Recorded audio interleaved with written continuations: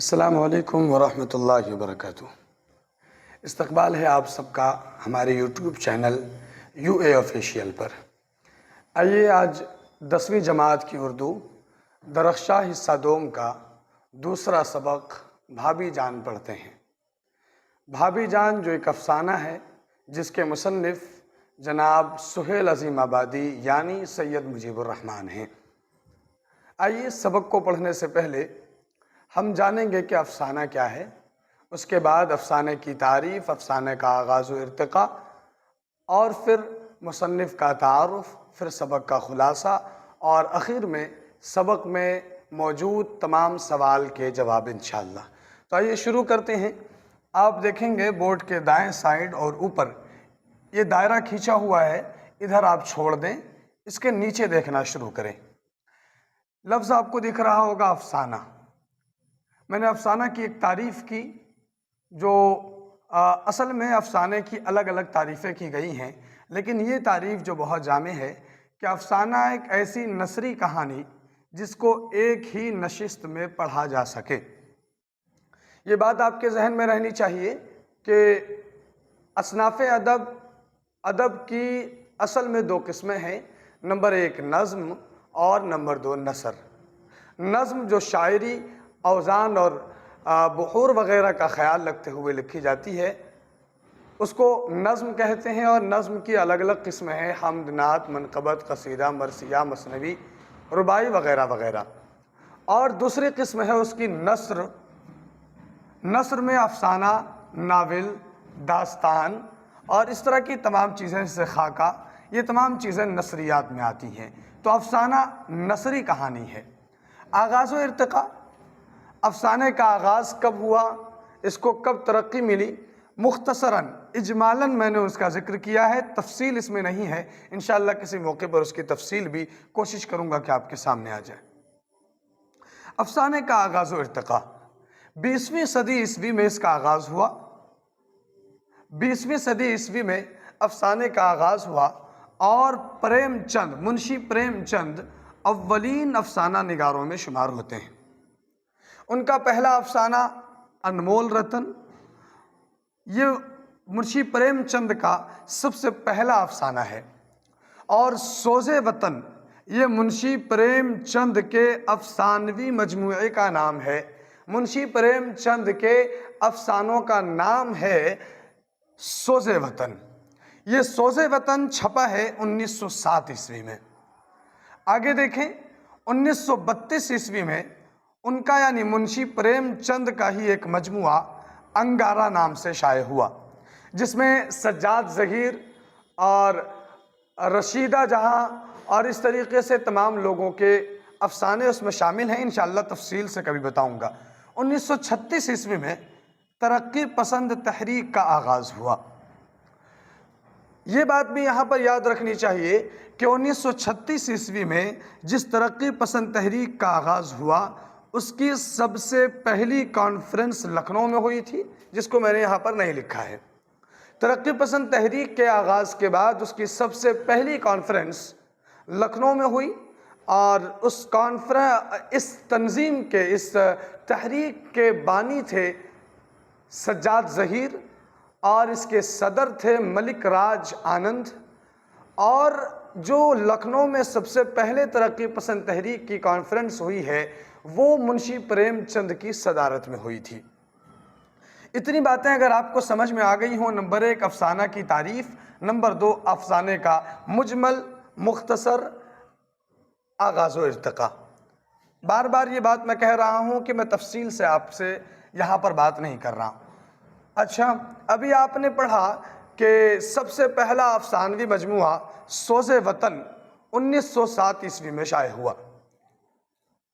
میں آپ کو بتلا دوں کہ سب سے پہلا افسانہ نصیر اور خدیجہ ہے جو 1903 عیسوی میں چھپا ہے، اور اس کے لکھنے والے راشد الخیری ہیں۔ اتنی باتیں آپ نے دیکھ لی ہوں گی۔ اب سمجھنا یہ ہے کہ جو افسانہ آپ پڑھنے جا رہے ہیں بھابی جان، اس کے مختلف کردار ہیں، الگ الگ کردار ہیں۔ پہلا کردار رقیہ جس کو بھابی جان کہتے ہیں، دوسرا کردار رقیہ کے دیور اختر کا ہے، तीसरा किरदार शिमी का है, जिसका खर्च खुद रुकैया भाभी उठाया करती थी। और इसमें शिमी के भाई का भी तस्करा आया, रुकैया के 3 बच्चों और 1 बच्ची रेहाना का भी तस्करा आया है। बहरहाल ये अफसाना हम पढ़ने वाले हैं। अब आइए देखते हैं कि जिस अफसाने का अभी तस्करा किया गया उसका खुलासा क्या है। मैं आपके सामने पेश करूं। भाभी जान का मरकज़ी किरदार रुकैया है, जिसकी एक बेटी रेहाना, उसके 2 बच्चे और हैं जिसका नाम इस अफसाने में ज़िक्र नहीं किया गया। इस अफसाने के मुसन्निफ़ सोहेल अज़ीम आबादी, जिनका असल नाम सैयद मुजीबुर रहमान है। बहरहाल रुकैया भाभी जान एक हमदर्द और गरीबों की मावा और मलजा, जो ख़ुद गरीब होती हैं उसके बाद भी गरीबों का ख्याल रखने वाली रुकैया भाभी जान की ये कहानी है।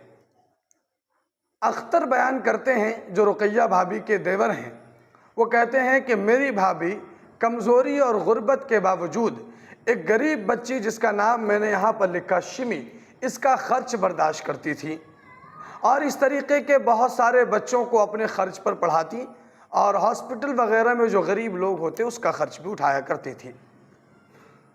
जहन में रखने वाली बात यह है कि रुकैया भाभी की कुल तनख्वाह 450 रुपये थी। 400 कॉलेज से आने वाली तनख्वाह और 50 रुपये की एक ट्यूशन पढ़ाया करती थी। उसमें अपने बच्चों का ख़र्चा, घर के खराजात और फिर गरीबों का ख़र्च भी उठाया करती थी। ये रुकैया भाभी जान की कहानी है। अख्तर, जिसका ज़िक्र इस कहानी में किया गया, अख्तर रुकैया के देवर जो शायरी करते हैं, वो उनके हालात बस इतने इसमें लिखे गए कि वो एक लड़की जमीला से शादी करने का ख्वाहिशमंद होता है, जिसका तस्करा वो अपनी भाभी रुकैया के पास भी करता है और रुकैया उसकी मदद करने का उसको दिलासा भी देती है। बहरहाल उसके बाद मेज़ पर रखे हुए एक फ़ोटो पर, एक तस्वीर पर सबकी नज़र जाती है, जिसको देख करके भाभी जान मायूस हो जाती हैं। वो तस्वीर रुकैया भाभी जान के शौहर की होती है। अख्तर बताते हैं कि भाभी जान के शौहर यानी मेरे भाई अक्सर सियासत की वजह से जेल में रहा करते थे और अभी भी फ़िलहाल वो जेल में ही थे। जब भाभी जान की नज़र भाई जान की तस्वीर पर पड़ी तो आपका मुस्कुराता हुआ चेहरा फ़क पड़ गया और मायूस हो गई भाभी जान। ये पूरी कहानी है और इसको तफसीली तौर पर अगर आप समझना चाहें तो सबक को किताब में पढ़ सकते हैं। बाकी उसके मुताल्लिक़ जो सवालात हैं, जो बातें उसके मुताल्लिक़ करनी चाहिए थी, वो इंशाअल्लाह हम इस वीडियो में करेंगे। आइए देखते हैं। इस कहानी के, इस अफसाने के मुसन्निफ़ हैं सैयद मुजीबुर रहमान, जिनका नाम आपकी किताब में सोहेल अज़ीम आबादी लिखा गया। यहाँ पर लिखा है, देखें आप, असल नाम सैयद मुजीबुर रहमान, तखल्लुस सोहेल, पैदाइश 1911 ईस्वी, जाए पैदाइश अज़ीमाबाद पटना, आबाई वतन जहाँ बाप दादा रहते थे वो शाहपुर भदोल है। इब्तिदाई तालीम आपने यानी सोहेल अज़ीम आबादी ने एक मुअल्लिम की सरपरस्ती में नानिहाल में उनकी हुई। इब्तिदाई तालीम आपके नानिहाल में एक उस्ताद ट्यूशन पढ़ाने आया करते थे, उनकी निगरानी में हुई। सोहेल अज़ीम आबादी ने कई अफसानवी मजमूए लिखे। पहला अफसानवी मजमूआ 4 चेहरे, पहले अफसानवी मजमूए का नाम है 4 चेहरे और ये छपा है 1934 ईस्वी में। दूसरी 2 किताबों का नाम और यहाँ पर जिक्र है, अलाव, ये 1942 ईस्वी में छपा। एक और किताब का नाम है आदमी के रूप। सोहेल अज़ीम आबादी के एक नावल का तस्करा किया जाता है। नावल का नाम है बेजड़ के पौधे, ये 1972 ईस्वी में छपा है। अगर मुलाजमत की बात करें, नौकरी की बात करें, तो सोहेल अज़ीम आबादी का ऑल इंडिया रेडियो से गहरा ताल्लुक़ रहा है और कई सालों तक वो इसमें नौकरी और मुलाजमत करते रहे। इसके सिलसिले में अलग अलग जगहों पर जाना हुआ। दिल्ली में ऑल इंडिया रेडियो से मुलाजमत की, लखनऊ भी गए ऑल इंडिया रेडियो की मुलाजमत में। वही मैंने यहाँ पर लिखा कि मुलाजमत all India radio Delhi Lucknow में भी। तबादला यहाँ से ट्रांसफ़र हो गया था आपका श्रीनगर कश्मीर में। आपको रोज़नामा एक निकलता था आपके नाम से। सोहेल अज़ीम आबादी एक रोज़नामा अखबार निकालते थे जिसका नाम था साथी। سہیل عظیم آبادی کا انتقال سن 1980 عیسوی میں ہو گیا۔ تو یہ رہا مصنف کا تعارف، افسانے کی تعریف، افسانہ کا آغاز و ارتقاء، اور پہلا مختصر افسانہ نصیر اور ختیجہ یہ چھپا ہے 1903 عیسوی میں۔ اس کے مصنف ہے راشد الخیری۔ اس کہانی کے کردار میں مرکزی کردار کے طور پر رقیہ، اختر، شمی، مزید اور بھی کردار اس کہانی میں ہیں اور اس کی وضاحت میں ابھی کرتا ہوں انشاءاللہ۔ آئیے اب اس کے بعد سبق کا خلاصہ بھی میں نے آپ کے سامنے رکھ دیا، اب اس کے بعد دیکھتے ہیں اس سبق کے سوال اور ان کے جوابات انشاءاللہ۔ اب آئیے اس سبق میں جو سوالات ہیں اس کو حل کرنے کی کوشش کرتے ہیں۔ جتنے سوال اس بورڈ پر موجود ہیں ان کا جواب دیں گے، اور جو نہیں آ سکے اگر میرے ذہن میں وہ سوالات ہیں تو انشاءاللہ میں ان کا جواب دوں گا، اور اگر وہ سوال میں یہاں نہ لکھ سکوں تو واٹس ایپ نمبر 8171 33 87 82 اس پر واٹس ایپ کر کے آپ اس کا جواب طلب کر سکتے ہیں، ہمارا گروپ بھی جوائن کر سکتے ہیں۔ آئیے دیکھتے ہیں سب سے پہلا سوال، سہیل عظیم آبادی کہاں پیدا ہوئے؟ جواب، سہیل عظیم آبادی پٹنہ میں پیدا ہوئے۔ سوال نمبر 2، سہیل عظیم آبادی کے پہلے افسانوی مجموعے کا نام کیا تھا اور وہ کس سال شائع ہوا تھا؟ سوال سمجھیے گا، یہ پوچھ رہے ہیں کہ افسانوی مجموعہ، افسانہ نہیں۔ جواب، پہلا افسانوی مجموعہ چار چہرے یہ 1934 عیسوی میں شائع ہوا تھا۔ سوال نمبر 3، سہیل عظیم آبادی کی ابتدائی تعلیم کس مدرسے میں ہوئی تھی؟ ابھی میں نے آپ کو بتایا کہ سہیل عظیم آبادی کی تعلیم کسی مدرسے میں نہیں بلکہ نانہال میں ہی ایک معلم کی سرپرستی میں ایک استاذ کی نگرانی میں ہوئی تھی۔